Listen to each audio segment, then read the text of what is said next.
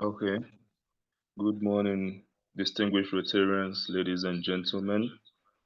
Welcome to the Humanitarian Development Peacebuilding HDP Nexus Approach Training.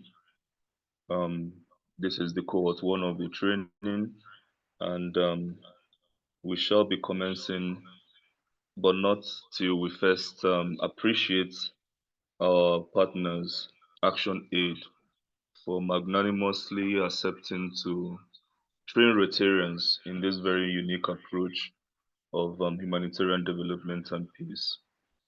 In the Rotary community, as we all know, we have our own unique peace building approach. However, it's not different from the core objective of peace building.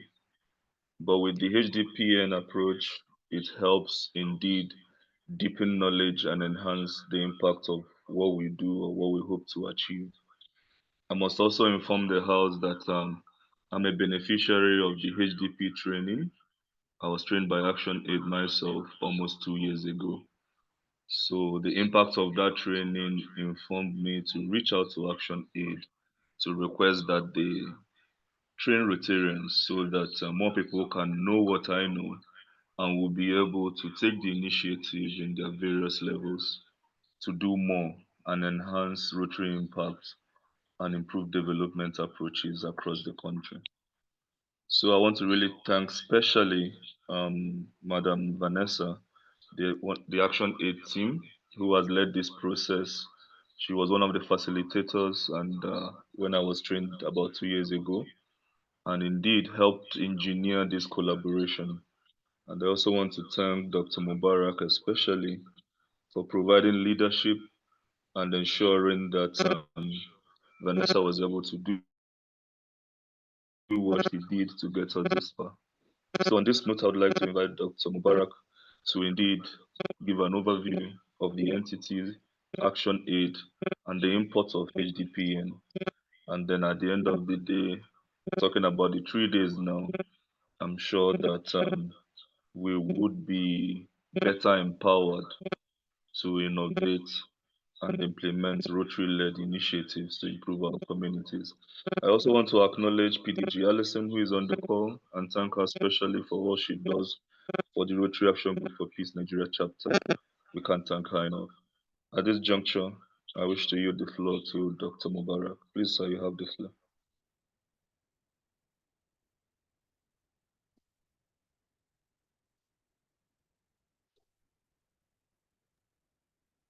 Thank you very much, Dr. Petro, for having me here, and good morning, Rotarians.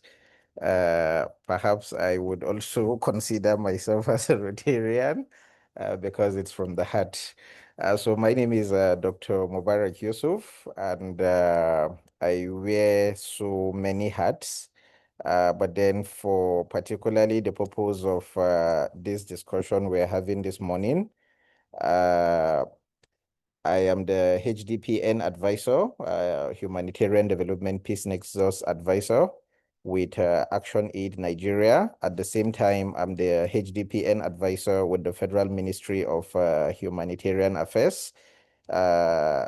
Before now, some of the key things we have driven in terms of the HDP Nexus in Nigeria. For one, I led the development of the HDPN framework at the national level, and also led mainstreaming of the HDPN framework on the National Action Plan for IDP policy.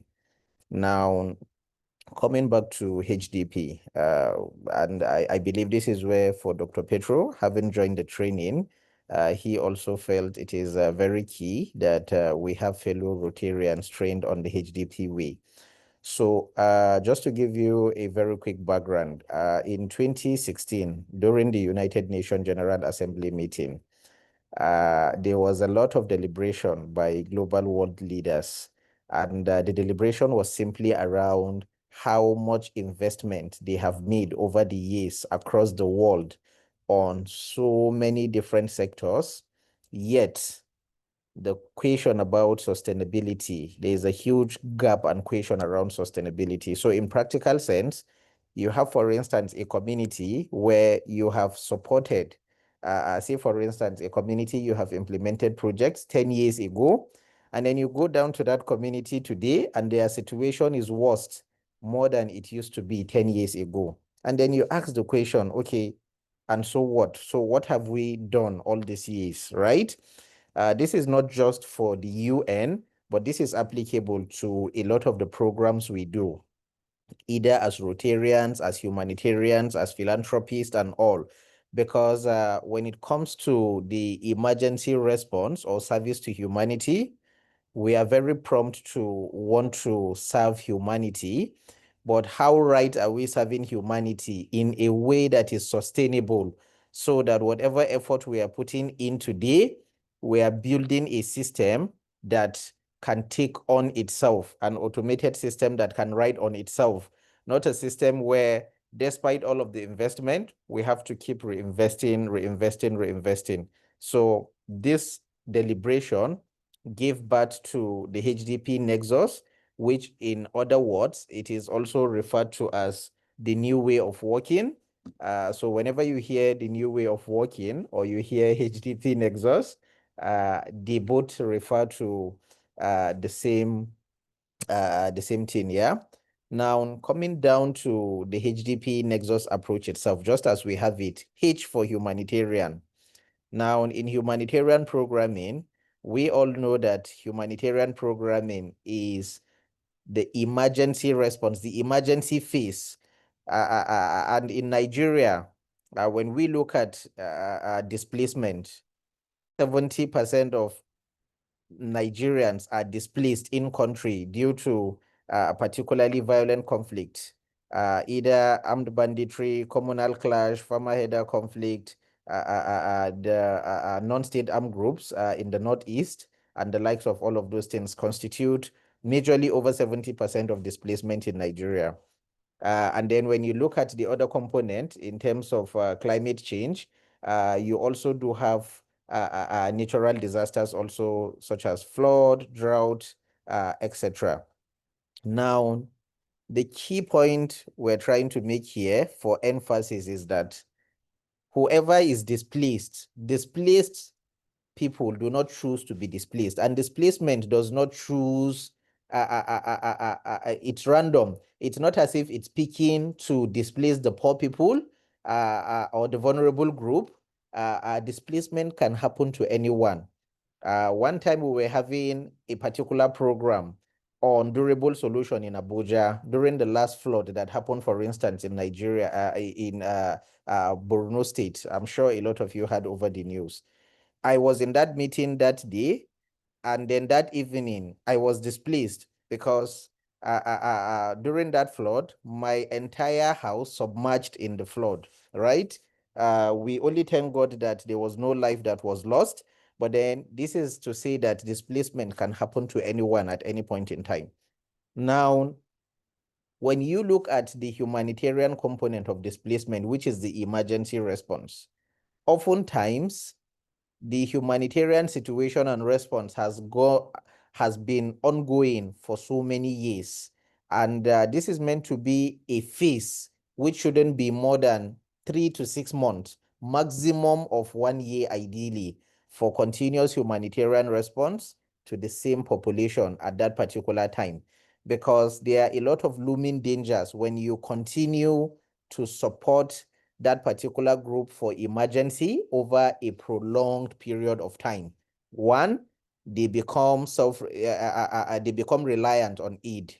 Probably before their displacement, they are into business, they are doing so many things and all, but now because you are used to giving them those peanuts by the month, so they are reliant and they are waiting for you to come give them every month. And then over time, it builds up this entitlement mentality where when you do not give that support, then it becomes sometimes they are likely even to revolt against that system that is supporting or bringing aid to them, right? That is one of the looming dangers over time. Now, there is a realization that the H pillar, no matter how much you try to sustain the H pillar by itself, it can't be sustainable. Why? So let me give us a practical example. Imagine a family 2 a.m. at night that was displaced due to violent conflict. Now, the father, the mother, and the kids left their homes, their places of origin, and ran for, say, about 25 to 30 kilometers before getting to a place where they feel fairly safe at that particular point in time.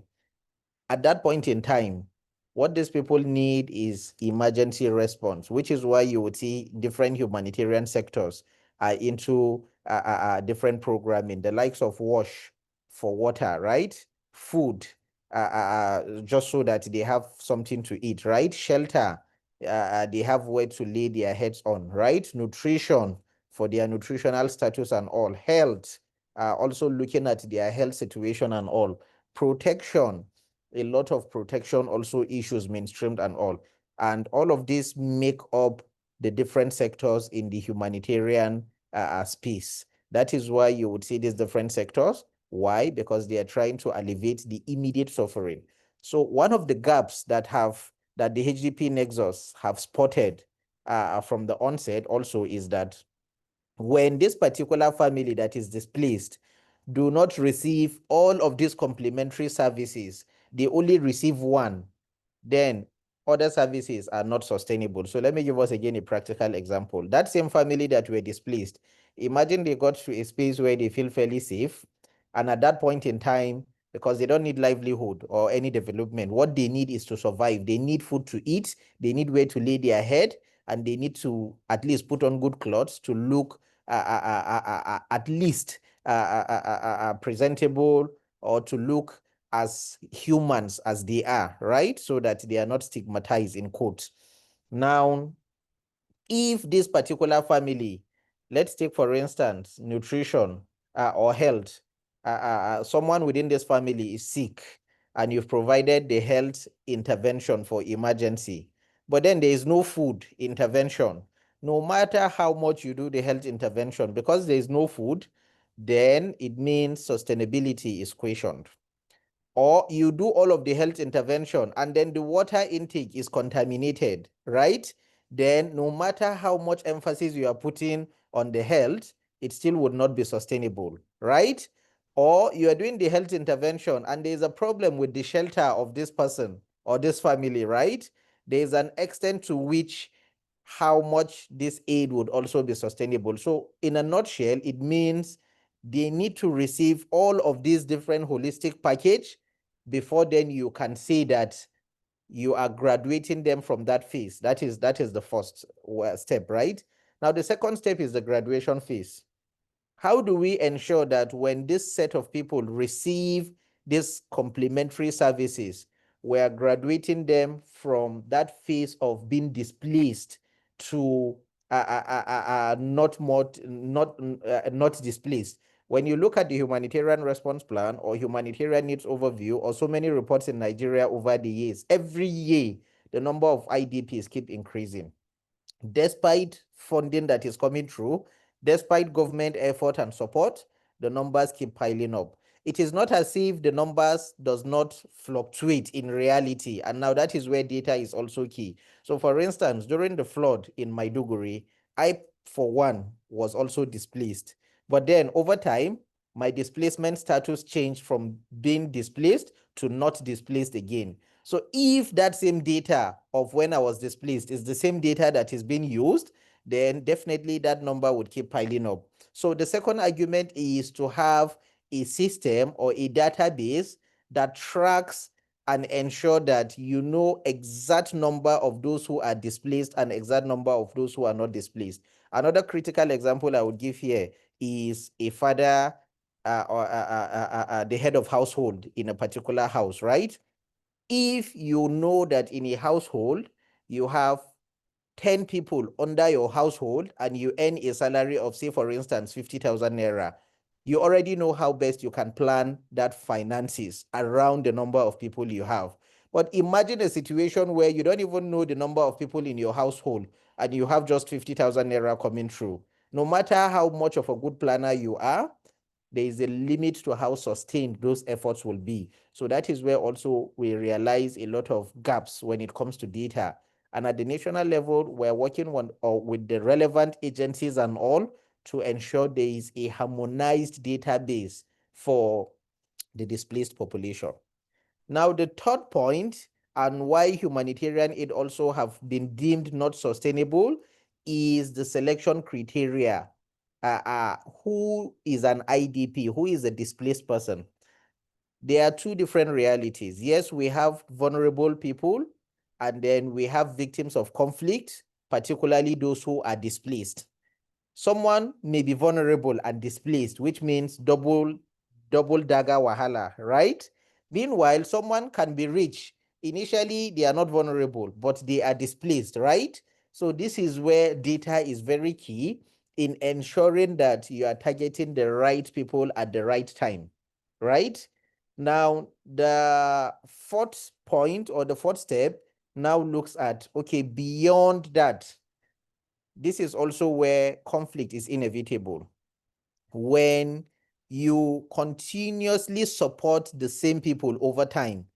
Let me give you an instance also with Northeast Nigeria. I think in 2014, aside from the Boko Haram insurgency, there was an internal conflict that almost caused a new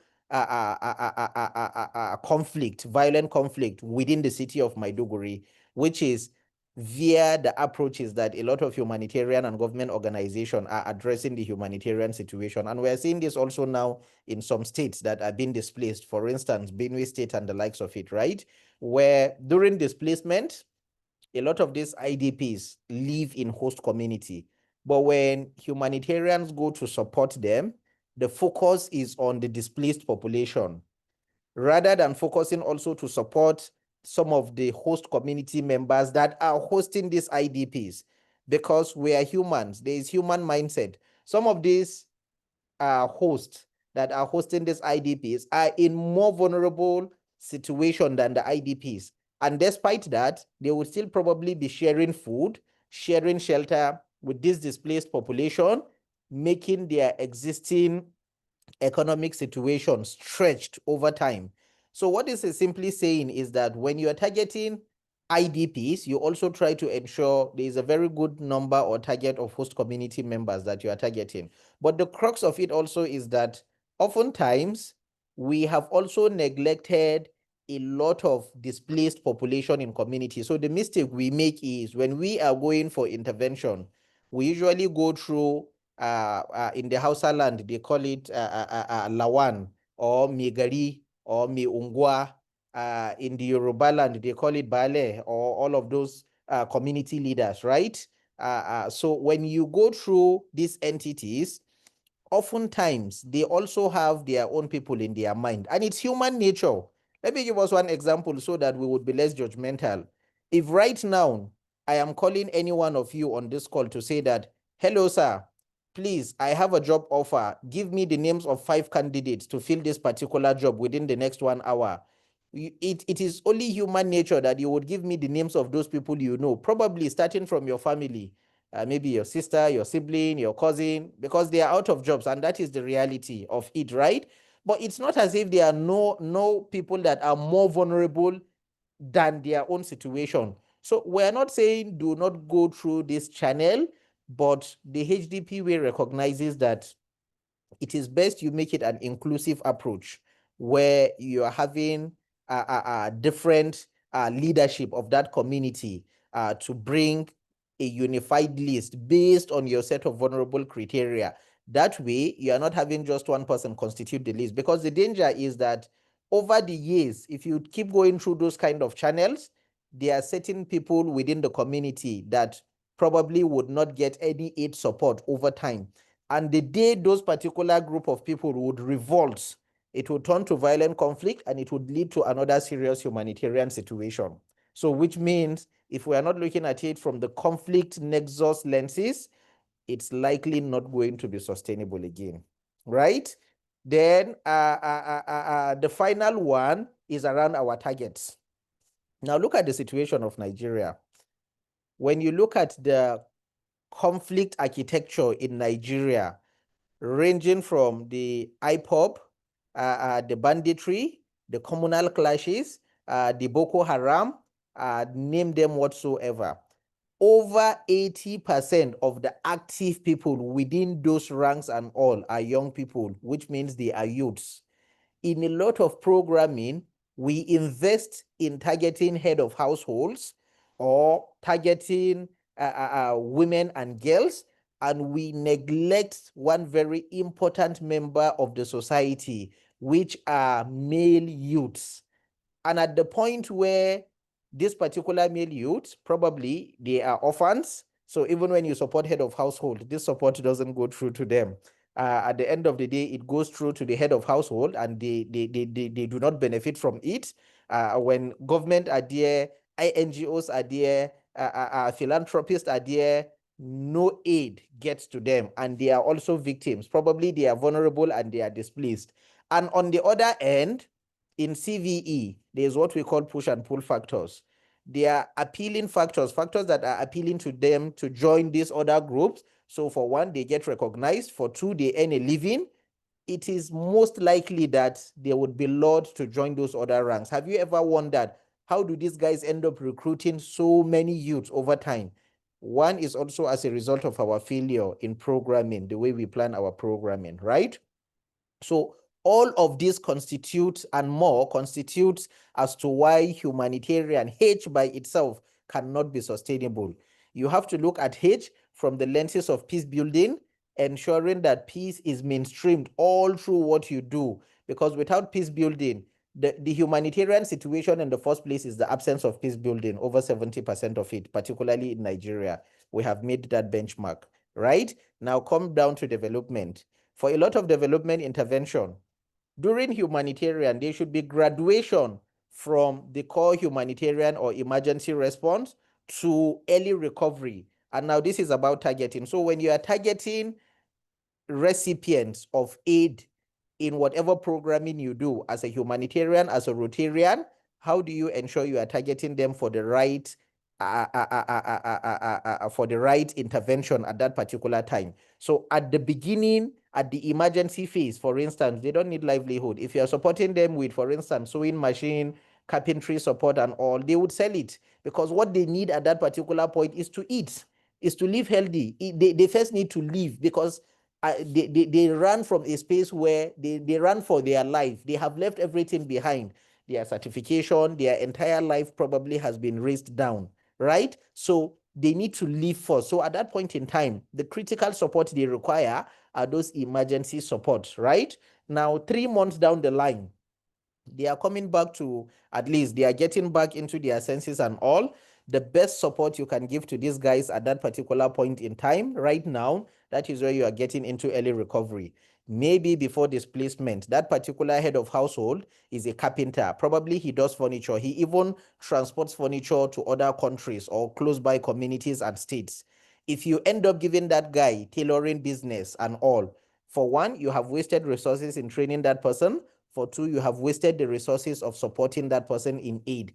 That person is most likely going to end up selling that because it doesn't align with their strength. So knowing what you're supposed to give them and the timing is also key. And these are part of the things we will be uncovering during the next 3 days via this training.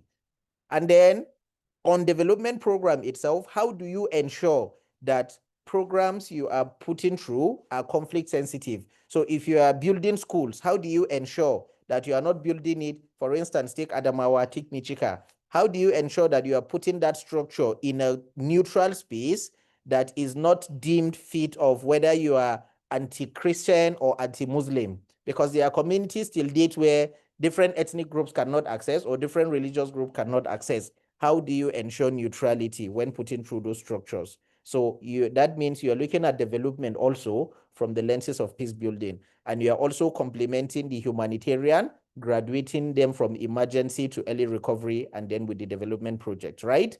Now for peace building, which is non-negotiable, peace building as a pillar is mainstreamed into all of these services, just with all of the relevant examples I have given.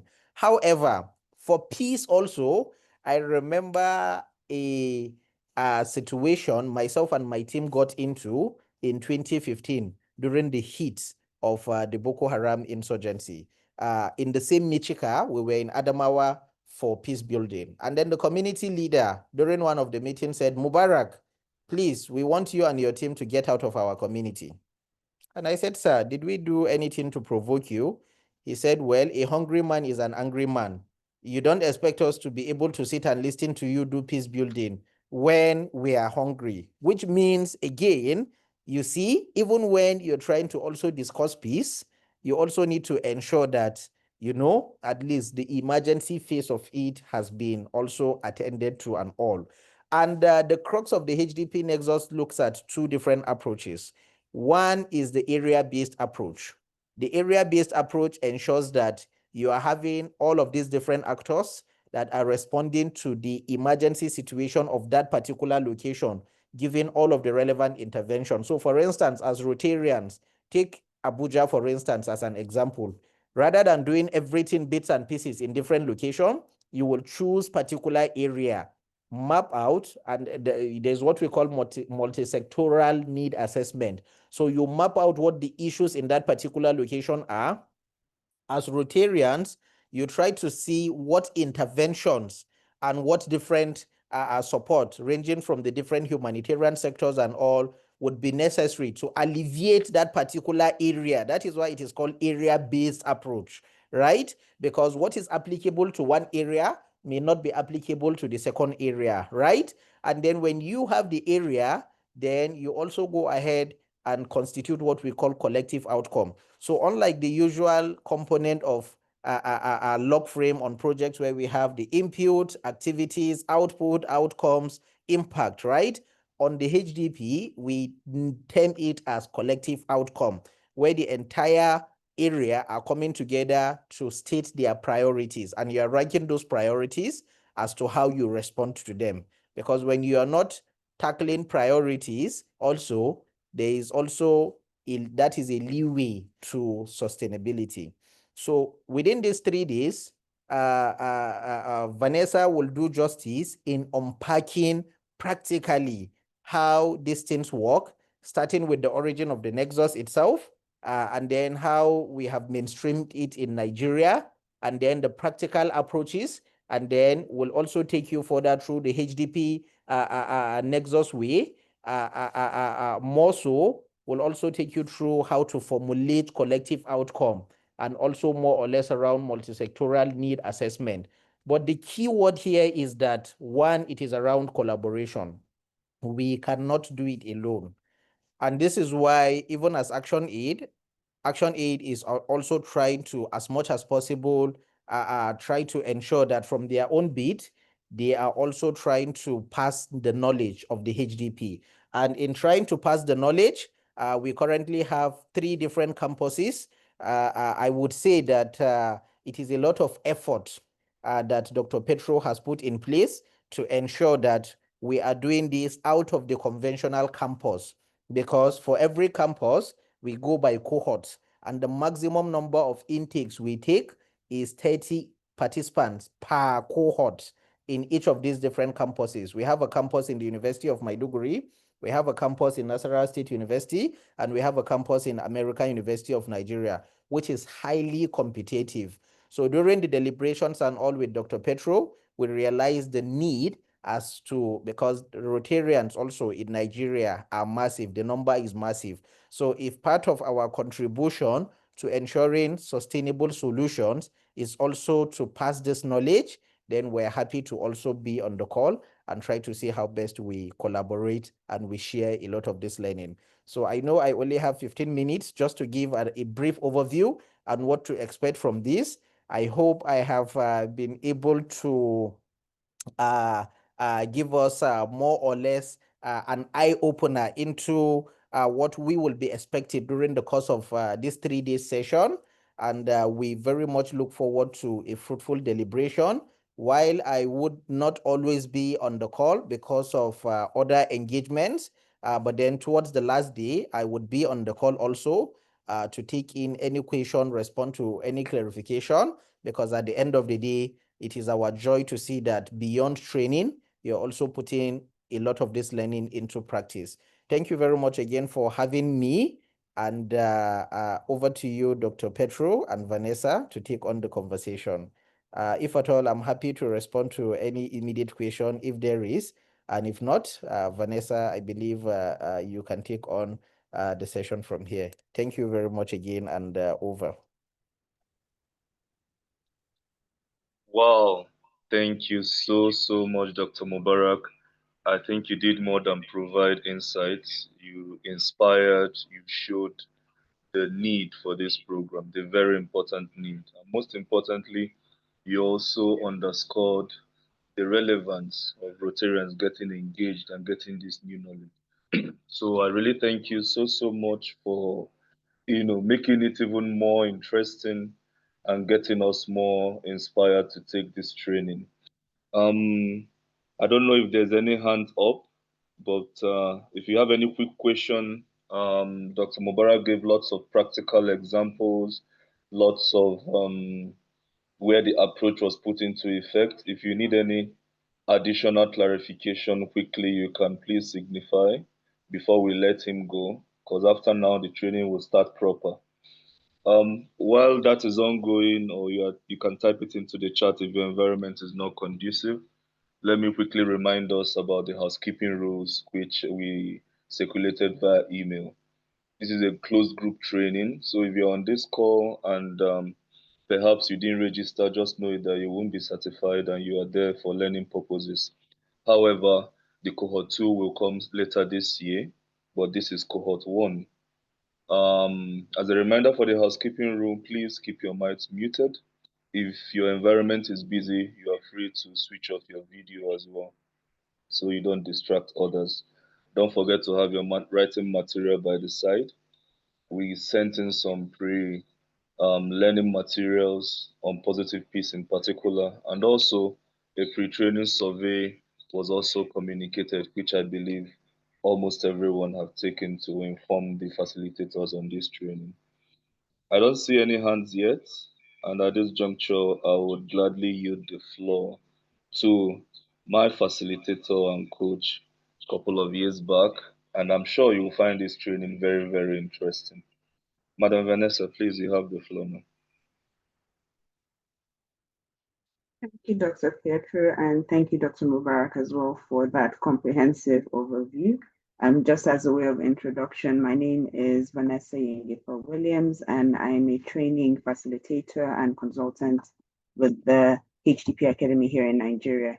It's great to connect with everyone, and I'm sure it's going to be an interesting 3 days of learning and of collaboration and cooperating towards an end goal of the HDP Nexus in mind. So I'm just going to rush quickly through. Dr. Mubarak has already given us a very comprehensive background as to what we're discussing in this training. And I'm going to be using the first half of today to discuss the origin of the HDP Nexus, the evolution of the Nexus as well, and what we currently have as existing frameworks and structures within Nigeria, just to give you a broad overview and understanding of what the HDP Nexus is about.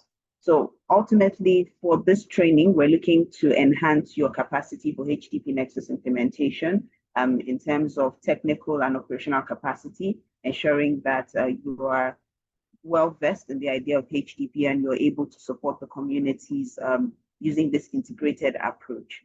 We're also going to be supporting you to promote intersectoral collaboration. One of the things I noticed from the list of participants that we have here is that we are spread across different sectors. We're doing different things, and all of these can feed into each other and become an advantage to help us achieve the goal of mainstreaming the HDP. We also hope to increase awareness and understanding of the HDP Nexus, which is critical for us. I believe that when we know something, when we understand it, we're able to be ambassadors and champions of it. And we're also hoping to strengthen the accountability and inclusion practices that are currently on ground across the humanitarian development and peace building spaces, and even within the structures that the Rotary Club has. I'm just going to rush through this quickly. Dr. Mubarak has already done justice in terms of what the humanitarian development and peace building frameworks are and who the different actors are within the space. And just to, as a point of note for us, the Nexus is bringing these three different components, these three very critical components together to collaborate, lean on complementarity, leverage on comparative advantage, and ensure that there is coordination in the support that we are giving the communities and the individuals that we serve. So there are certain key concepts that we're going to be discussing for the next 3 days, and one of them is collective outcomes. Collective outcomes is the meat of the HDP Nexus, and it is where we hope that everyone or every club or every district will be able to pay attention to and able to formulate at the end of the day. It's the crux of the HDP Nexus. And ultimately, if you're able to formulate a collective outcome, you're able to implement all the different areas of sustainability, thinking long-term, and ensuring that there's impact through the interventions that are done. There's also complementarity, and which also leans on comparative advantage, and finally, long-term impact. One of the things that the HDP Nexus approach is particular about is ensuring that there is a long-term impact of whatever support, whatever intervention is given. We are not in the business of just delivering short-term aid and hoping that things fall back to normal. It's important that we're looking at the long term, and it's important that we're seeing how our actions as a whole contribute to sustainability and development in the long run. So the goal here is to deliver aid and also lasting solutions that solve the problems on ground.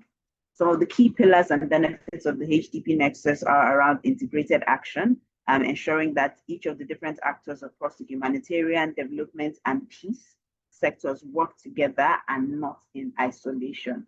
The isolation practice has been what has been happening for a long time. I'm sure that a lot of us here are possibly humanitarians or even development sector professionals. And a lot of the things that we see is, oh, there's a proposal, there is an activity to happen, and you want to corner it for yourself. You don't want to share. Meanwhile, it would be better achieved, it would be better delivered if you're able to collaborate with more people. We also see benefits as sustainable solutions, where we're not just addressing the symptoms of the issue or the things that we can just see, but we're looking at the root causes of crisis, and we're working towards addressing them sustainably. Collective outcomes again, and permit me, you're going to be hearing collective outcomes at least 20 times in 10 minutes of a call, because it is the crux of the HDP Nexus. And the collective outcomes here just focus on shared goals across the different sectors to help reduce risks, needs, and vulnerabilities. And finally, resilience and peace building. And I know this component would strike a chord with the Rotary community and the peace framework that is implemented within the Rotary community. Resilience and peace building. Without peace, all of the progress, all of the support, all of the developments cannot be sustained. It would fall apart. In a situation where you're building beautiful schools, you're putting together fantastic back-to-school programs, supporting children. If there's a crisis today, all of that progress becomes zero and you're back to the starting point. So peace and peace building is integral to everything that we're doing. And we want all of the different actors, all of the different stakeholders to view peace building as an important aspect of delivering support and ensuring that communities are made whole.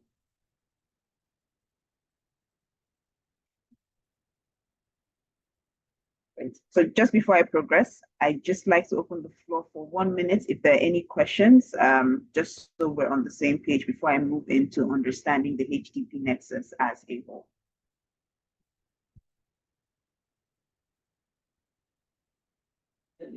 Thank you, Vanessa. Good morning. Can you please go back to the other slide? I was trying to just note down. Okay. You have integrated action, sustainable. Just trying to note that down, and I missed that. Yes, sustainable solutions. So we have focus above, and then I have key pillars. I just wanted to know what's the difference, if you don't mind, under the key concepts. Thank you. Okay, great. Thank you very much, Rosanna, for the question. So the key concepts essentially encompass all of the things that we're going to be discussing for the next 3 days, and they're the highlighted points or the points we want you to keep in mind as we continue with the conversation. For the focus of the HDPN Nexus, these 3 things, we usually call them the 3 C's. So you're looking at collective outcomes, complementarity, and comparative advantage. And this is just the formulation to help you see that as we go along, we would be focusing only on these aspects of the key pillars, and also ensuring that we're understanding the collective outcomes, complementarity, and the long-term impact for HDP. All right, sorry. Thank you. Yeah, Thank you so much. Okay, great. So for key pillars, just to note that these are what we consider the benefits of the HDP Nexus, and we'll be deliberating more on it as we go along. Thank you. Thank you so much. I appreciate that. All right, so I'll just be rushing ahead in the interest of time. So looking at the origin of the HDP Nexus, while the HDP Nexus in itself is fairly recent, citing the 2016 World Humanitarian Summit, there are different frameworks that have come before, and we see the HDP Nexus as building on those frameworks and making them stronger for implementation. So the first would be the linking relief, rehabilitation, and development concept, which emerged in the 1980s, and it's essentially was to improve integration and coordination within humanitarian and development actors to ensure that there was smooth transition between emergency, rehabilitation, and development activities that were ongoing at the time. This framework in itself worked well. However, there was a different approach that was brought to light in 1989. That's the disaster risk reduction process, and it essentially was aimed at protecting livelihoods and communities and individuals from the impacts of natural disasters and hazards. And to just build on that, it essentially drew from a lot of things that the linking, relief, rehabilitation, and development concept had on ground. Beyond that, we now have the do no harm principle, which is very much a part of the HDPN Nexus today. And this concept, while it was originally developed within the medical field of medical practice, it is one that underpins protection, safeguarding principles for the HDPN Nexus. And then in the early 2000s, the Humanitarian Development Nexus was birthed, and it was essentially calling on humanitarian actors to focus on ensuring that assistance led to early recovery and development initiatives, and were not just stalled at the point of humanitarian or immediate assistance. Moving on to the core agenda for humanity, which is also what preceded the 2016 World Humanitarian Summit. It was essentially a global action plan, or a call to action by the then Secretary General, to ensure that traditional humanitarian systems started to lean on understanding the long-term goals for humanity and ensuring that we are working towards achieving a particular goal. While there are 5 core agendas for humanity with 24 strategic transformations, we're not going to be going too much into that. We would see them reflected within the HDP Nexus structure. We just like to point out that the core agenda for humanity is one of the things that the Humanitarian Development Peacebuilding Nexus leans on as a whole.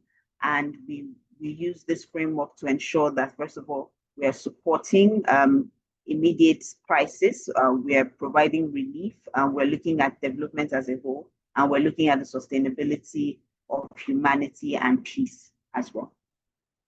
So as I shared, there are 5 core agendas for humanity around ending and preventing conflict, respecting the rules of war, leaving no one behind, which speaks to inclusivity, working differently to end need, which is around innovation, and of course, bringing together spaces for collaboration and partnership across the different sectors, and investing in humanity, looking at the long-term or sustainability of some of the interventions and initiatives that we have on ground.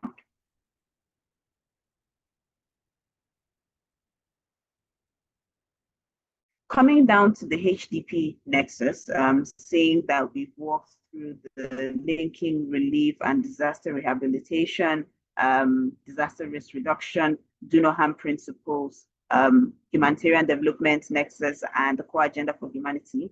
The HDPN itself originated as a response to the growing need for an integrated approach towards addressing complex crises and conflicts. And while you may get different feedback in terms of the actual origin of HDP Nexus, we can trace it directly down to the 2016 World Humanitarian Summit and the 2030 Agenda for Sustainable Development. And as Dr. Mubarak shared earlier in his introduction, the HDPN is essentially the new way of working. And this phrase itself was coined by the Secretary General, the then Secretary General, who encouraged all actors across different sectors to turn to a new way of working. And this new way of working calls on the humanitarian, development, and peace actors to work collaboratively, using their comparative advantage towards collective outcomes. And ultimately, this should lead to reducing risks, needs, and vulnerabilities within the context or the areas that we support interventions. So I'm just going to go back to what we had in the initial slide in terms of the focus and the key concepts. Collective outcomes, comparative advantage, and a multi-year framework are the structures that support the HDP Nexus as a whole. For one, the collective outcome essentially is looking at a commonly agreed, quantifiable, and measurable goal or result or impact that would ultimately lead to reducing risks, needs, and vulnerabilities within a community, within a setting, or within a geographical area, while also increasing the resilience of this community or individuals and ensuring that you are combining the different efforts of the different actors towards that goal. Comparative advantage is now leaning on the capacity and expertise of the different actors or individuals or organizations or corporations that you'll be bringing into this intervention to ensure that you are reducing the risks, the needs, and the vulnerabilities that exist.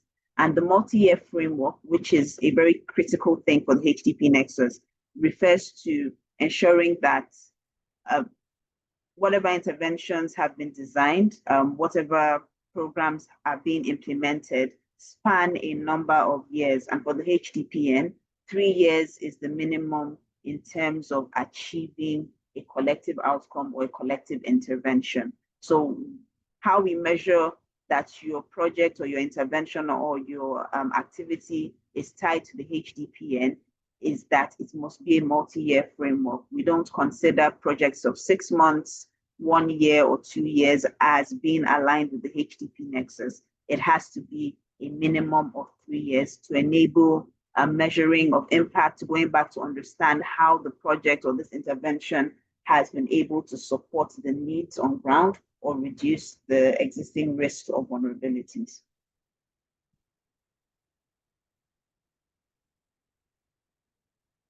Ultimately, the HDP Nexus promotes interlinkages between the different actors, that's the humanitarian, development, and peace building sectors. And it is developed primarily to solve the challenges around coherence, collaboration, and coordination within the different sectors and the different actors. With the examples that Dr. Mubarak gave earlier in the introduction, we can see that there's a lot of fragmented efforts across different spaces. A lot of times in a community or in a particular setting, you might find that 1 or 2 organizations are even doing the exact same intervention, targeting the same beneficiaries, and you now have a duplication of efforts where you could be expanding to reach more people. And the HDP Nexus takes all of this into account to ensure that, first of all, we're coherent with what we're trying to achieve over a period of time. we understand who we need to collaborate with, and we understand the importance and power of collaboration, and we are coordinating effectively to avoid duplication of efforts, to avoid wastage of resources, and to optimize the processes around what we are doing. It also promotes collaboration and coordination between the actors in terms of programming and planning, joint analysis to first of all understand what the needs and issues are, and of course accessing flexible funding, which is also a key tenet for the HDP Nexus. So around innovation and of course working differently to end needs, we believe that we need money to do good work.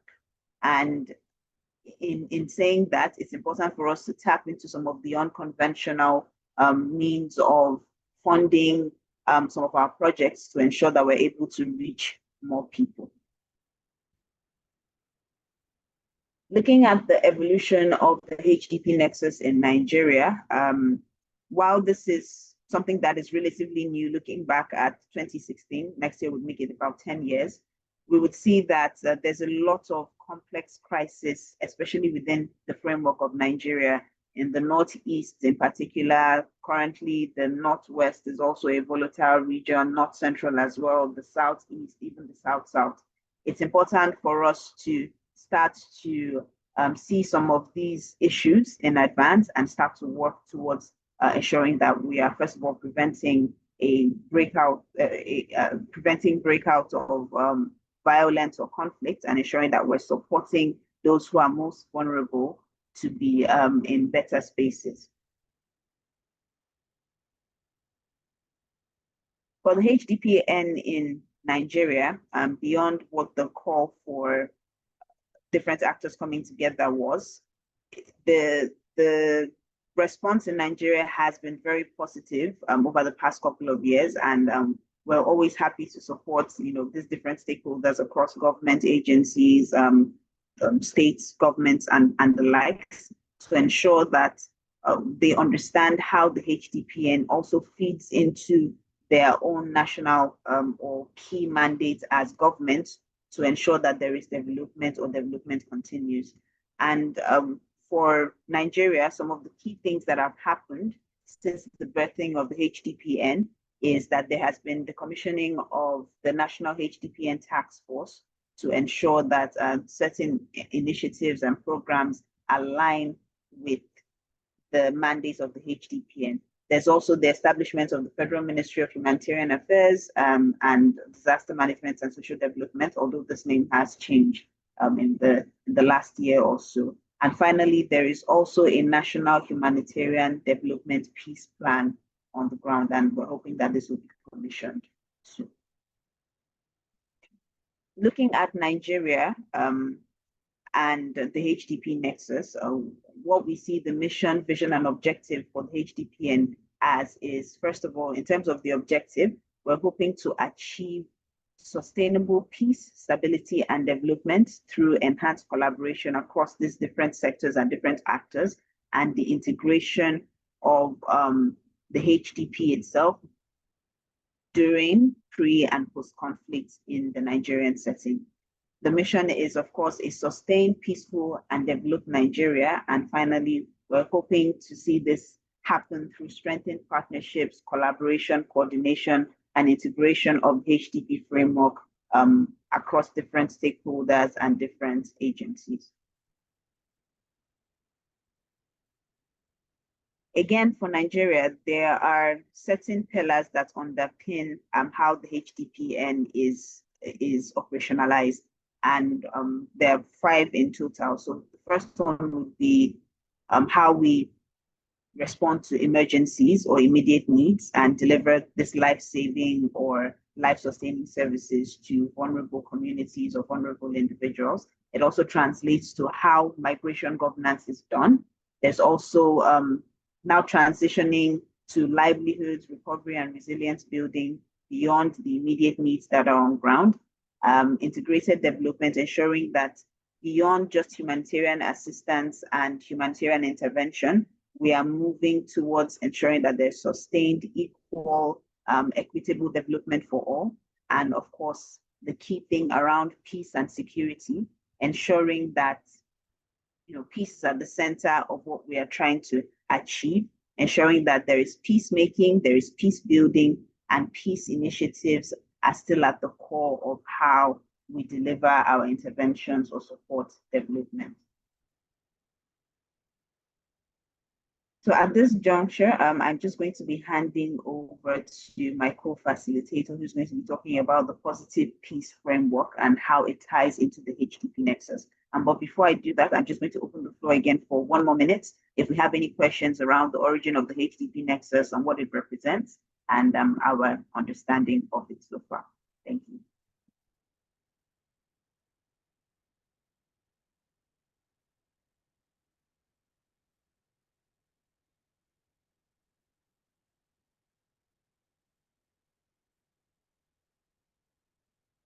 Great. Yes, I can see a hand up. Rotarian Seydu Jibrin, please go ahead. Thank you so much, Vanessa. Thank you for this wonderful insight and the journey this far. My question is going to be on development. You know, earlier we have been guided in knowing that it's just a gradual process from early recovery. And when you are getting recovered from those that have been affected maybe by natural disaster or something like that, and you want to put a structure in a particular place and they need this structure you want to put in place, but you will be guided as you should not be biased. For instance, religious inclination and things like that. And they needed this instrument, very okay. How do you go by putting it well where it will not jeopardize your own classifications? That is one. Then the second one again is going to be like this emergency support.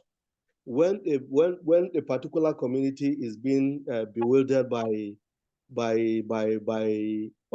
me say a natural disaster also, and they are waking up out of it, and they needed a lot of support from all these people, just like the way you said, two NGOs or whatever cannot be on the field doing the same thing, duplicating the same thing, and affecting the data, and the overall result will not be clean the way it's supposed to be. How do somebody go about all these things, even at the level of all this training we are receiving? Because I want to believe that these partners that are meeting on the field are equally professionals. Those are just my questions. Thank you. Thank you very much for those questions. So the great thing about this is we're going to be covering the two questions you asked extensively in the later part of the presentation. But I'll say this, if I remember your first question very correctly, in terms of ensuring that you're supporting based on the needs that are evident on ground. I'll just go back to one of the key principles that we're going to touch on later, area-based approach. We understand that no two communities, no two local governments, despite the fact that they might have issues or conflicts or challenges that seem similar, no two communities, no two areas are the same. And it's important for us to, first of all, take into cognizance what the real issues are on the ground. A lot of times, and with a lot of interventions that we've seen in the past, you see donors have listed out for you exactly what they want you to do. So they expect you to go into this community and do this. But in the reality of it, is this what the community needs? Is this what the community has said is the real challenge here? We advocate that in programming around the HDP Nexus, you first of all conduct a needs assessment. So we look at it as a bottom to top approach rather than a top to bottom. The academy is also to sensitize and work with communities to ensure that they understand their role in promoting development and ensuring that they are not left behind. And just to go back to the question that you asked in terms of inclusivity, again, it goes back to understanding the needs and the dynamics and the differences that exist within the communities or the different areas that you might work in. There are certain key information that could transform the way you do your project, but you can't know it if you are not programming from the bottom to the top. The second question, if you could just quickly remind me the key thing around it. I did have the answer right at the tip of my tongue. Thank you so much. The key thing is just like setting an institution to where you will not be biased. How does it jeopardize you putting that so that they will get the benefit that is required of them. That is just the second part. Great, thank you. So again, so we understand that these biases are very natural. When you're dealing with human beings, it's very natural for you to, automatically go to who you know and what you know. And to tackle some of these biases, we first of all encourage that you are working with different critical actors within the spaces that you find yourself. So, for example, you want to go into a community and you want to provide livelihood support. Instead of going through the typical community leader who might be the chief or the bulama or the bale or whoever, we advocate that you bring in all the different leaders of the different sects within the community to also contribute to that process to avoid bias. So, for example, you have within that community, you always have a women leader, you would have a youth leader, you would have somebody who represents those living with disabilities. You might even have somebody who represents, a different religion outside of the conventional Muslim and Christian. And we encourage that you bring all of these people into the process. You co-create and you co-design with all of these people involved in the process to ensure that you're eliminating some of those biases. I hope that helps answer the question. And I'm sure that we're going to touch more on it as we go along in the presentation. Thank you. Thank you so much. Thank you so much. I'm done. I'm okay. Thank you. Great. Thank you. I see another hand up. Madam Ihoma, please go ahead. Yeah, in listing the national HDP pillars, the first one is emergency, and then the second one is migration governance. Could you elaborate on what migration governance is? What does it actually entail? Okay, so this essentially covers those who might be displaced as a result of conflict, those who are essentially all returning back to their homes after conflict has subsided, essentially just the movement of people who have been affected by conflict in ensuring that they still have access to, they still have equitable access to everything that they are deserving of. Okay, thank you. Thank you, ma'am. Okay, so I don't see any other hands up. Thank you so much. I'm going to be handing off to my co-facilitator, Rotarian Emeka, and I'll still be on the call as we progress with today. Thank you, everyone.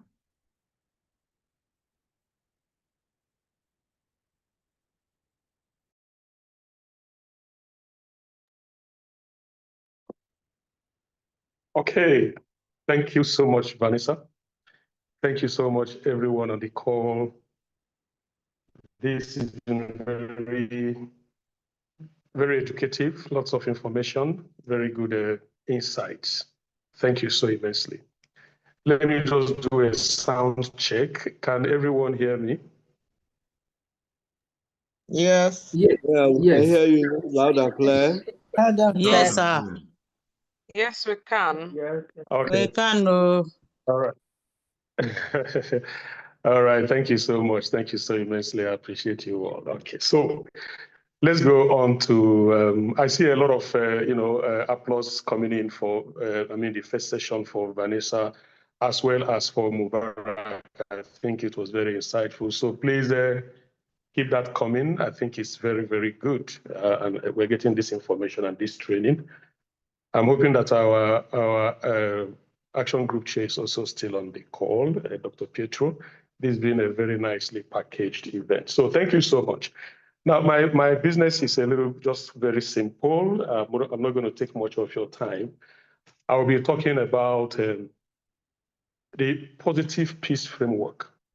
I'm so glad, the way we started. Mubarak talked about, the nexus, the components, the H component, the D component, and the P component. And these are very, very critical. And he even raised some very relatable experience of where they had gone to do peace building in a community up north, and the community asked them to leave because no be peace, we go chop. We need food, we need, the things we can relate with. And then I also very much appreciate the question that, I think Rotarian Saidu Jibrin was asking regarding how do we institutionalize, how do we set up good institutions and good processes to ensure that the needs are being met where they are required, and that we are sustaining the peace and the gains just the way Vanessa had, so much eloquently and, validly highlighted for us. So these are the kind of things we discuss when we talk about positive peace activation. This is the major thing, activating positive peace. That comes to the center of the discussion that we have been introduced into already, and which I'm sure that by the time we finish, we'll understand that it may not be something entirely new, but it's just, a means of building a framework around what we do. Put it in a framework. I always say that any system that is built, that is not built on a framework, will collapse. And that framework must be strong. If it's not strong, just like the ordinary building we erect, like our houses and so on and so forth, there's always a framework. And if the framework is not well rooted in sound foundations, and if the framework elements, the beams, the columns, and so on and so forth, are not well fortified, the next thing you'll find is that the building will collapse. That is the case of sustainability. So the moment a building collapses, it means we've lost sustainability. And then when a building collapses, you see what happens, and we go back to square minus, not even square zero. Because you discover that for you to be able to pack up the rubble from a collapsed building and then clean it up and then start building again, it is so Herculean and no one wants to go there. And that is why it's important for us to talk about introduction to the 8 pillars of positive peace and how they underpin sustainable development, equity, and social cohesion. For those who joined us newly, my name is Emeka Ilebunam. I already introduced myself before. I'm a positive peace activator. I'm a Rotarian like you. I'm a district officer here, and I lead the positive peace activators in West Africa and in Nigeria, and I'm going to explain to you what they all are about. Okay, so let's move on now. Let's move on now to what we have to do. So first of all, the key words. I like us to, each and every one of us, by the time we finish from here, I need us to be thinking about these key words: positive peace. Okay, talk about peace generally, but I'm going to be talking about positive peace and negative peace. And somebody will say, when I don't come again, which one is positive peace and negative peace? Is peace not peace? So we're going to, find out that indeed peace is peace, but there are differences between, the kind of peace we feel. And then we're going to talk about the 8 pillars of positive peace, sustainable development, equity, social cohesion, underpinning. Underpinning is very important. A word for us to understand. When we say we are underpinning, what are we doing? And then I already started talking about the framework. My fellow participants and Rotarians, so everything we do in life, nothing falls to us from the sky like that. A lot of people think about, issues and situations and be able to think deeply about it and come up with ideas, theories, hypotheses, solution propositions, value propositions, on how to deal with whatever we are seeing. Because you'll find, I had an experience, growing up, my grandmother would always listen to, broadcasts from politicians, especially at that time Nigeria was going through turmoil in military era and so on and so forth.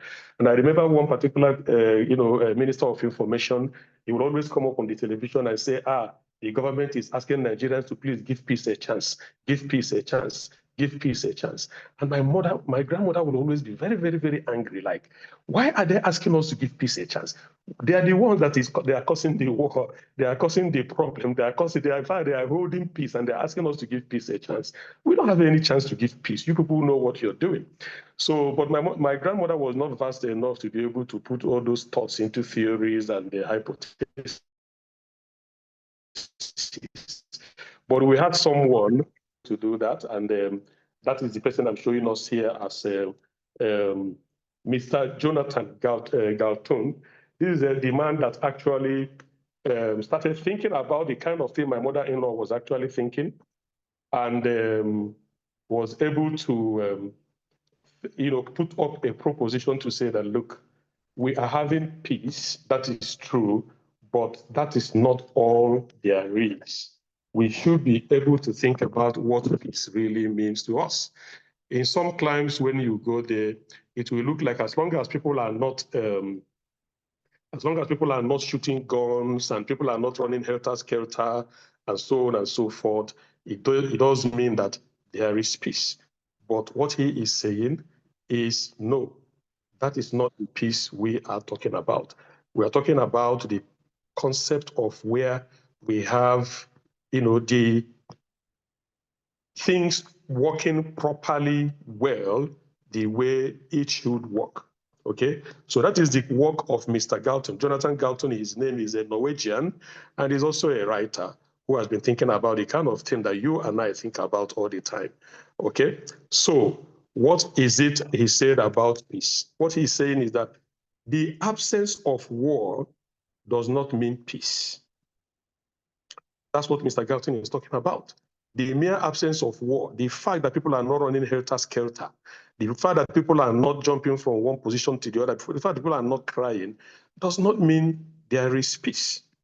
Okay? So therefore, what is therefore peace? What is he talking about? He's saying that peace. Okay, so Vanessa, can you help me move that slide, please? I think I'm messing up with my screen here. But I want to go to the next slide. I will talk about the positive peace. That look, the absence of running around, the absence of gun shooting and so on and so forth, the absence of violence does not really mean peace. Peace, thank you so much. Okay, now it's actually the previous one.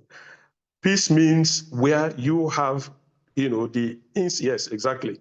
So positive therefore means involve preventing or ending direct violences as well as structural and cultural violence. Because there are direct violences we have about shooting guns, people running up and down. But there are other levels of violence, which is called structural and cultural. So let's go to the next slide now to speak about, so what do we mean by positive peace and negative peace? So from what I just shared with you, we now see that, yes, there is a difference between positive peace and negative peace. Why negative peace is just talking about the absence of violence, as I've talked about. Positive peace is talking about some more. And I like us to understand this very, very well. He said that it is the attitude, that is the existence, the presence of the attitudes, the institutions, and the structures that create and sustain peaceful societies. My dear friends, there is something you need to notice in this definition. There are three major domains I need you to bear in mind all the time. The first one, he said, is the institutions. The institutions. We know that a peaceable society, one of the success factors or enabling factors of a peaceable society is the rule of law. Where there is no rule of law, then it becomes a case of, might is right. Okay, so rule of law, therefore, had to be protected and has to be promoted and has to be enforced by institutions at various levels. It could be at the federal level, state level, local level, even family level, community level, and so on and so forth. These institutions must be there. And when there are no such institutions, what you find is that we lose, the peace. We live with peace, and nothing else can happen in terms of development and so on and so forth. So that is the first thing that you'll find there. The second thing that is actually very important there as well is attitudes. The attitudes of people, extremely important. The attitudes of people, how we behave. Now, what do we mean by attitudes? When we talk about institution, we come to you, and that is where the humanity aspect now comes in. How do we, as humans, actually relate one to another? When we talk about attitudes, we know that we live in a multicultural society. And this is where the principle of multiculturalism comes in so prominently in the advancement of peace and the activation of positive peace. Whether we like it or not, because we have diversity in culture, because we have multicultural society, there will always be conflict. But how we therefore shape through advocacy and through some of the projects we carry out, address these cultural differences is what positive activation of positive peace is also about. And then finally, what you see there is also the they have talked about the attitudes and institutions, then the structures. Things have to be structured. There must be order of doing things. Otherwise, if we lose order, then of course we're going to fall into violence and anarchy. And that is not in the interest of anybody. So my dear friends, anytime we talk about peace, please, I need you to bear in mind these three major domains: the attitudes, the institutions, and the structures that create and sustain peaceful societies. So anytime we talk about positive activation, we are therefore looking at these three institutions. These three domains, what do we need to do to ensure that these are existing, they are functional, and they can be perpetuated? That is what positive peace is all about. And I hope we got it very, very well. Okay, so let's move on now. So we move on now and we talk about the, so what does this mean? What are we doing about it? That's where we come to the work that the IEP is doing. Now, let me talk a little bit about the IEP. Now, the IEP is a short form for the Institute for Economics and Peace. It's an organization, a global organization that is actually headquartered in Australia. And they have looked at this work by Galton and also tried to now, derive from that theory to say, look, without positive peace, we are just deceiving ourselves. Negative peace is not going to lead us to anywhere because it just engendered, what we call uneasy quietness, which is not peace. So what the IEP has done is, first of all, they distilled all these ideas and the theories into what is called the 8 pillars of positive peace. We're going to see that very, very soon, which presents a structure and a framework for us to use to, activate positive peace. Now, like I wrote here, the IEP is an independent, non-for-profit think tank dedicated to building a greater understanding of the key drivers of peace, as well as identifying the economic benefits that increased peacefulness can deliver. So what I have tried to do is to draw that nexus. What are the key drivers of peace? What are the attributes? And then what are the economic benefits of peace? And what are the economic consequences of violence? That is what IEP is showcasing. And how does it help? It helps nations, it helps government, it helps structures, it helps communities, it helps individuals to therefore be able to develop meaningful interventions in terms of policy and activities. That's what it does. So the IEP has a lot of publications where they actually report all the things they find. We can see all of them here. All right. If you go to visionsofhumanity.org, www.visionofhumanity.org, you're going to see everything about IEP. You're going to see everything about all these publications. But the one I want to talk about is the Global Peace Index, the one at the center you are seeing now. Global Peace Index, what it does is actually just try to analyze all the countries in the world, about 160 independent states. And that covers about 99.7% of the entire world population. And they just try to rank them according to their level of peacefulness. Now, what does that give to us? It helps to give us, give an idea of how peaceful that nation is. What is the trend of peace and the trend of violence? What are the economic consequences of violence? And then why do violence escalate? It's normally analyzed so much in this report. And the next thing you see that is very analyzed in this report is also the place of positive peace and communication and information, which talks about the media right now. Because the media plays a lot of role, how we communicate peace, the kind of things we harp about, the kind of things we talk about all the time, actually plays a lot of role in trying to define a peaceable society. So that's what the IEP actually does. And the IEP has a program that is called the IEP Ambassador. So that is where they recruit people who are positive peace activators who can be able to, explain these indices that is reported in all this and also use the framework of the positive peace pillars to therefore activate positive peace. So let's move on to the next slide where we see the positive peace pillars. So what you can see in this particular slide, my friends, is that you see a situation where we have 8 major pillars. 8 major pillars. All right, so these pillars are here to communicate to us those building blocks that we must pay attention to in order to build a strong, peaceful system. I talked about before the fact that if you don't have a strong framework, then the building will collapse.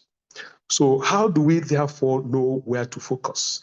How do we know what we are going to pay attention to? That is what the IEP distilled for us into what we call the 8 pillars of positive peace, so that those of us who are peace activators, peace builders, and peace enthusiasts, you now ask yourself, right, I have all of them there. The first one is called well-functioning government. What does it mean? Equitable distribution of resources. What does it mean? Free flow of information. What does it mean? And so on and so forth. And before we come back, and I'd like us to come back to this slide, but can we please move to the next slide where we have explanation of all this? Let's just go to that next slide, Vanessa, please, if you will. Now the next one, yeah, the next one. The next one. Thank you so much. Okay, so this is it. So all the 8 pillars you see written there, I may not have to read everything here for you, but you know, you're going to have this material. But what it shows you, what does each of these pillars mean? The well-functioning government talks about legitimate, accountable, and effective governance that serves all its citizens. So in this case, what are we thinking about? We're thinking about the importance of transparent institutions and the rule of law here in Nigeria and all over the world, wherever we are talking about this. Second one is sound business environment, a thriving economy with opportunities for all, fostering innovation and job creation. Here we consider the role of entrepreneurship and access to capital, scale acquisition, and so on and so forth. Then the third one is, equitable distribution of resources, ensuring fair access to essential services. We all here as peace builders know that one of the things that causes serious violence is starvation. It is denial. When the rich is getting richer and the poor is getting poorer. When distribution of amenities and the largesse of society is lopsided, the next thing you see is that before you know it, violence erupts. Those who feel like they are marginalized will eventually, ultimately, and unfortunately, pick up arms and start disrupting the society. The fourth one is acceptance of the right of others and respecting diversity. In Rotary, there is something we call diversity, equity, and inclusion. That is one of the things that we actually pay so much attention in Rotary. The principle of diversity, equity, and inclusion, which is actually at the heart of addressing multiculturalism. The moment we understand that, look, we have a diverse society, all right, and we must treat everyone equitably, then that means accepting the rights of others. Everybody may not get everything, but everybody should get what they deserve to get. And that is what that is talking about. The fifth one is good relationship with neighbors. Okay, we all can think about that, how it works. Building trust, cooperation, and mutual understanding with neighboring communities, even our neighbors where we work, in the offices, in our clubs, anywhere we are. So we need to think about good relationship with our neighbors all the time. So the other one is the free flow of information. The philosopher said that people perish with lack of information. When you withhold information, the next thing that you create is what? Speculation. And from speculation, you have rumor mills. From rumor mills, you have gossip. From gossip, you now have negative communications, hate speeches, and so on and so forth. Why? Because you've not given people the right information. It happens in clubs, it happens in families, it happens in the society, in the community. The moment you starve people of information, you raise curiosity. From curiosity, they start hazarding guess. Rumor mills will come up, and then the society gets distorted. And the seventh one, high levels of human capital, is talking about training, capacity building, giving people the right training. When we talk about an egalitarian society, democratic society that respects the right of others and so on and so forth, people who have low level of education don't understand what you are talking about. They don't see the projection, they don't see the trend, they don't see the consequences, they don't see the nexus. That is the truth. And that is why that in some societies, you talk about democracy, you find that the people who are electing don't even know who they elected. They don't even understand manifestos. They can't read it. They can't distill anything about it. So therefore, what do? What they remember is the color of the naira or the color of the dollar. If you give it to them, that means you have communicated. That is your manifesto. That is why we have vote buying and things like that and so on and so forth. So high level of human capital is extremely important. The last one is low levels of corruption. And I said I'm minimizing corruption in all forms to ensure resources are used effectively and public trust is maintained. The moment public trust is lacking, the moment there is a deficit in public trust, what happens is that whatever you are doing, government may be doing a lot, but as long as we think that all politicians are thieves or whatever you're talking about, you're just wasting your time. So these are the 8 pillars of positive peace, which the IEP actually said, look, if we focus on all these, we will actually build the peaceable society we want. So what does it therefore mean in terms of activation, in terms of positive activation and the nexus to HDP? Because all this is about what? HDP. You can see from the 8 pillars right now that everything Vanessa and Mubarak talked about are all subsumed here. Humanity, development, and peace. Without all this, you can't think of developing the society. So that's where it lies, and that's the 8 pillars of positive peace. So if we therefore, Vanessa, if you help me go back to the last slide we left, then we can move on from there, because I think I've laid the foundation for us to understand what 8 pillars of positive peace are. All right, so here we see that, the high levels of positive peace, associated with high per capita income level, resilience, better environmental outcome, and so on and so forth. Now, I challenge all of us here, when we finish this program, one of the things I need you to do is please go to www.visionofhumanity.com and just pick up the Global Peace Index. Something you're going to find out there. You will find out that it will give you the list of all the nations in the world, 163 nations, and it will rank them in terms of the level of peace they have. What you'll find out is that if you take the first 10, those first 10, you'll find out that there is high per capita income in that country. They have serious resilience. They don't talk about disaster is taking us away, flood is taking us away, and so on and so forth. Their environment is well managed. There is high, the human living index is very, very high. I'm not talking about things like GDP or whatever that is sometimes deceitful and so on. I'm talking about the human living index, ease of living index. And then if you check them against performance on the SDGs, you'll find that they are doing well. If you look at the 2025 Global Peace Index, it was released, the 19th edition of the Global Peace Index. It gives you countries like, the first country there is Ireland, the next one is, first one is Iceland, second one is Ireland, third one is New Zealand, the fourth one is Austria, then goes down to the 10th one, which is Slovenia. Now, so that is how it ranks it, 163 countries. I know that somebody will ask me, if I don't say it, where does Nigeria rank? So I can give you the very good and bad news. Nigeria ranks 148 in the Global Peace Index, actually dropped in the last 1 year by 3 points. So Nigeria is actually doing worse than countries like Iraq and so on and so forth.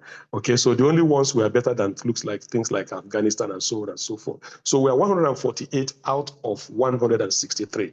That is our dear country, Nigeria. What does it mean?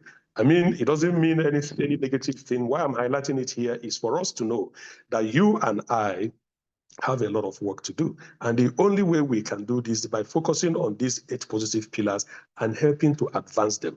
So based on what I explained on all of them, what you and I should be asking ourselves, so if we go back to those 8 pillars now, the explanation of Vanessa, please, thank you so much. So you now ask yourself, as a peace builder, right? Yes, yeah, the next one. As a peace builder, as a peace enthusiast, as someone who really wants to promote the nexus, the HDP nexus, what am I supposed to be doing? What we are supposed to be doing is to focus on these 8 pillars and ask ourselves, what can I do to help to strengthen in any and every and each of these pillars? That's what the point is. What do I have to do to help in the strengthening of each of these pillars? You now find that by the time you are able to take action in each of them, you are actually contributing meaningfully. Think, for instance, a well-functioning government. Last time, as a peace community, we organized ourselves under the leadership of Dr. Pietro. We monitored the elections in this country. That is part of it. You can also decide to say, look, I'm going to carry out advocacy on citizens to make them know that, look, you need to vote for the kind of government you want, and so on and so forth. What else can I do? Acceptance of the right of others. Do people even understand what rights mean, human rights? Do they even understand what they mean?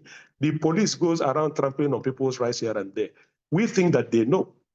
Sometimes they may not know, and the reason they don't know is that probably we have not taught them. Think about high level of human capital. All right, a lot of youths are roaming around the street, hapless, hopeless, and helpless. What can we do to help them? Education. And I'm not talking about non-functional education. I'm talking about functional education, skill acquisition program. And where, therefore, if we give them the skills they need and we're able to get funds from development partners, we can now be able to empower these youths, take them out of the street, get them busy, transform them into ambassadors, and use them to go back to the communities and even let other people who are equally helpless to know that, look, if you come up out of violence, you can actually, move up the ladder and be very, very good for yourself. Okay, so if we go to the next slide, as we're almost winding up already, I talk about the characteristics of positive peace. I don't have to go through all of them. You can read them. But the moment you have positive peace, these are the things that follow. It is number one. I'm going to try to dwell on number one alone. Number one talks about systemic and complex. Now, I need us to understand something here. As positive peace builders, when we talk about building the 8 pillars, it works in a system, which means they are all interconnected. If you look at that slide that Vanessa showed us, where you have the 8 pillars, you see all those lines that are coming from one box to the next. They mean something. It means that each one you improve causes an improvement on the other ones. So they are all joined, they are all connected. And anyone that deteriorates causes a stagnation or even equal deterioration on the other ones. So we will normally approach this from a system point of view. But you need to understand that it doesn't matter. You don't have to do everything in one time. But just remember that when you are carrying out a program or a project, you're asking yourself, which one am I focusing on? And bear in mind that whichever one you focus on will actually cause a domino effect on the other ones, which you actually need to monitor and understand where they are being touched. So that is what is very, very important. I think the other things there, you can read them and understand, is what I talked about, the virtuous and vicious. So when you touch one positively, it helps create a domino effect that actually improves the rest. That is the principle of what we call a virtuous cycle. Conversely, a vicious cycle means that if you increase the corruption in the society, then the next thing that will happen is that the money that people would have been used to train people in terms of building human capital will be stolen by one person. And then, therefore, there will now be issues between neighbors. Somebody who has so much money and somebody who doesn't have, they can never relate very well. So you can see how a very bad action in one of the pillars can actually help to pull the others down and then put us into what we call a vicious cycle. So that is the principle of the virtuous and vicious cycle. Preventive means that it is proactive, okay? So we are doing this in order to, if we teach people how to acquire skills and use them, then we are stopping them from going to be street urchins. So it's preventive, and it underpins resilience and violence. As a matter of fact, it underpins resilience and violence. If you take youth out of the street, first of all, violence will reduce. And that youth you have empowered, he may be a shoemaker, a vulcanizer, a barber, or whatever, will always challenge himself that, look, I have to fend for myself. So you build resilience. They are thinking about productivity, not violence anymore. It is both informal and formal, and it supports development goals and underpins progress. So those are the characteristics of positive peace. Now, what nexus do we have? The next slide says, what nexus do we have between sustainable development, equity, and social cohesion? Because this is actually the major thing we're talking about.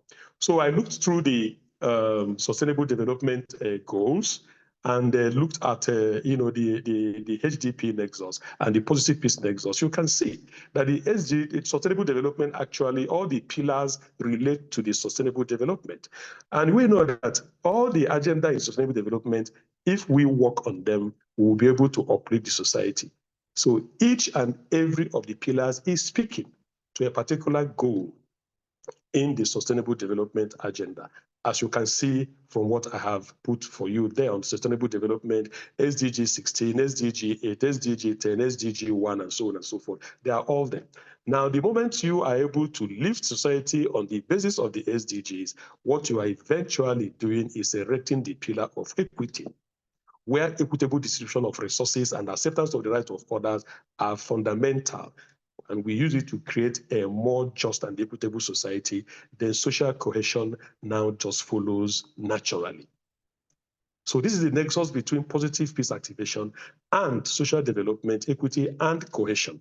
All right, so as we now try to coast down to we are all Rotarians, okay? If we move to the next slide, Vanessa, thank you so much. All right, so if we move to there, we now see we are all Rotarians. Now, what HDP is talking about is driving humanity, driving development in a sustainable manner that will help us to uplift the society in a peaceable manner. That's what it's all about. The Institute for Economics and Peace gave us now already the framework. They've given us the methodology. Now, what has happened here is that Rotary International and the IEP, sometime in 2027, decided to, I think they had a peace summit somewhere in Uganda, that is East Africa. And after that summit, they discovered that, look, Rotary actually has the reach and the impact because there is Rotarians all over the world who can actually understand the principle of positive peace very, very easily. And since the IEP has the framework and the methodology, we can actually come together so that Rotary can continue to use the reach they have and the impact, and then use the methodology to carry out the work we are doing. And you know the work we are doing good in the world through the Rotary Foundation on the 7 areas of focus. So it goes back to what Mubarak told us when we started. We need to be able to execute programs that are sustainable. So Rotary chose all these, 7 areas of focus. Peace building is the first one. Now, disease prevention, water sanitation. Take, for instance, water sanitation. Rotary has given water to millions of people in the world, millions of people in the world. Now, you also know that in areas where there is scarcity of water, where people have to trek miles to get water and so on and so forth, what happens is that people start fighting because of access to water. So this is how the relationship between Rotary International and IEP partnership was built, because IEP now found that, look, the way you guys are actually running your project is actually very good. Saidu Jubreen Kassena actually asked a question: how do we make sure that this is sustainable? How do we make sure that this is actually touching the lives of people? This is how we do it. And I think it was Mubarak that talked about making sure that it's called it the area-based approach. The area-based approach is woven into what Rotary is doing, and which I'm encouraging all of us here as Rotarians to please uplift in advancement of this HDP Nexus.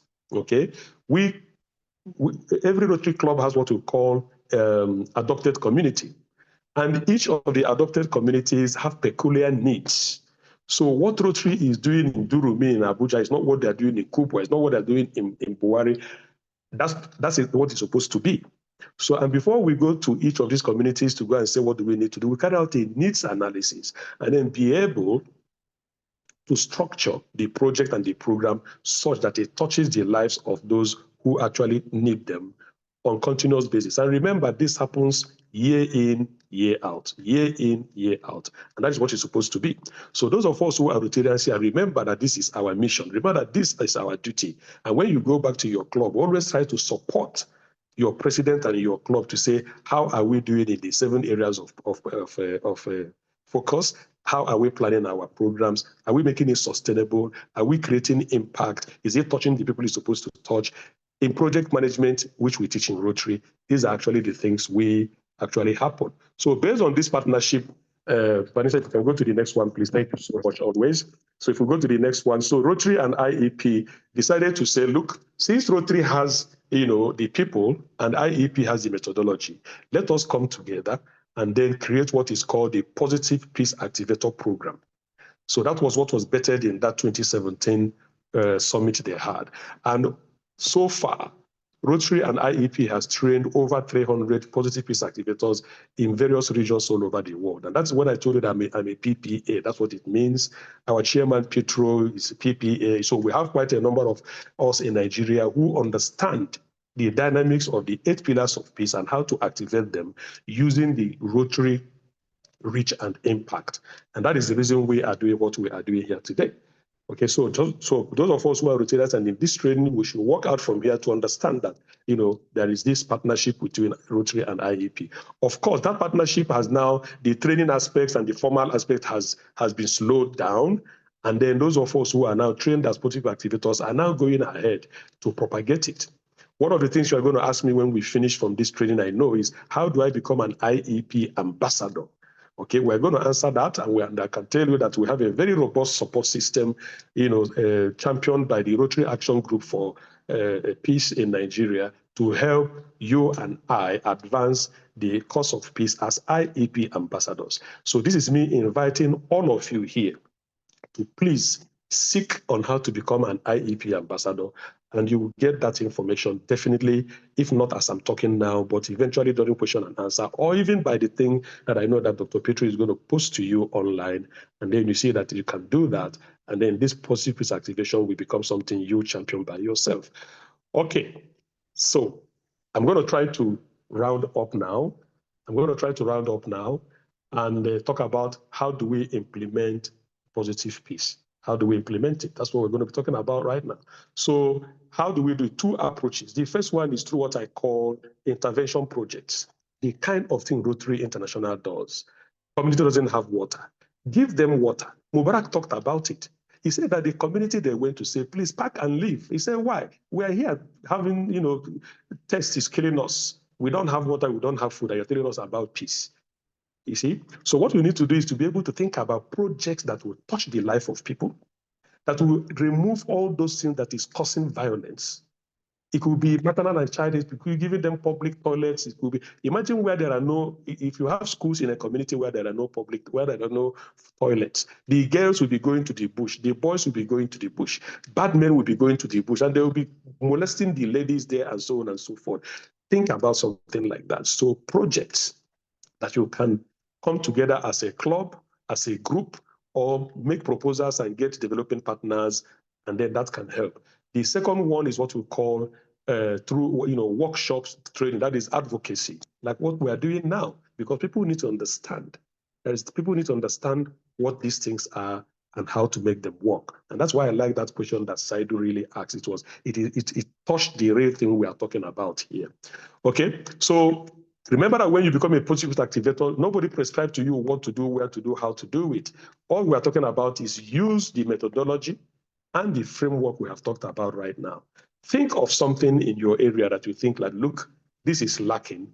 Come together with other people, pull resources together as a club, as interested individuals, and make sure, that you put something down, and society will be very, very happy for that. So I think finally now, Vanessa, I can say finally, right? If we go to the final, yeah, exactly. So my parting shot here is that peace building is a shared responsibility. There is so little, if any, we can achieve without peace. The HDP Nexus is very, very important. We have seen it very, very clearly that by the time we adopt the principle of positive peace activation, what we have automatically is addressing the 8 pillars of positive peace, raising a peaceable society, and making sure that it is sustained by all means. And then everybody is happy with that. And then the HDP Nexus gets served eventually. You are going to ask your questions. You're going to ask your questions, but before we come back to the questions, let me say what we're going to do. Thank you, Vanessa. If you go to the final, that final slide now about the activity, then before we come back to the questions, okay? So I'm sure that Vanessa will help us with this. Let us discuss. It's important that when we come to a workshop like this, we get out something. We need to get out something from the workshop. It's not just to listen, because that is what we call activation. Activation starts from what we do, even at the workshop where we are in, because if we do something and we critique it among ourselves and we peer critique it among ourselves, then you can actually take it back to your club and to your community and do something. So the questions I put here is, what is your understanding of the interconnectedness with the HDP Nexus? I mean, positive peace framework and the HDP Nexus. What is the interconnection based on what we have talked about right now? Which means, how does positive peace activation help the HDP phenomenon, and how does the HDP Nexus actually therefore add that, because they are correlated, like Vanessa told us when we started. Now, what can we as individuals and as a community in Nigeria do? So in your cohort now, you're going to become that group that will say, this is what we're going to do to strengthen positive peace pillars. You can take one. You can take one or take one project and tell us how it will help each of those pillars. If you want to do something like enrollment in secondary school, you want to do advocacy to increase enrollment in school, or you want to go to a school, for instance. Sorry, my chairman, can you please take the Q&A together with this wrap up in 1 minute, please? Okay, sure, absolutely. I think I'm done already. Okay, so I think we're all reading what is here. So that is the what we need to do. Just ask yourself, what project can I do? And then how does it actually help each and every of the positive pillars? Okay, so if we have time for that syndicate session, I'm sure that Vanessa and Dr. Pedro will direct us on that. We can go to breakout sessions and then come back and then make our presentations if we have time for that. All right, so at this juncture, my dear friends, I would like to take questions if there are any within the next 1 minute, if there are any. And remember that you can actually ask one question now. If you don't have, you can send the question as text messages, and we can actually send responses back to you. Thank you so much, everyone. Yeah, questions, please, if you have any.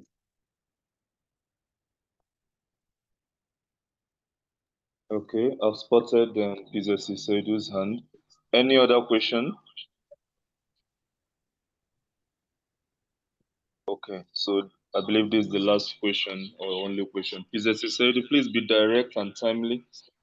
My chairman, please be also direct and timely in your response. Thank you so much. Thank you so much, my powerful Rotarians, Rotary for the journey this far. Thank you so much. We appreciate you. All we need to know about 8 pillars has been given first hand, right hand, and we are okay. But my emphasis here, sir, and all of us on call, I am calling openly now that if we don't support electoral reform in Nigeria, we will not have a well-functioning government.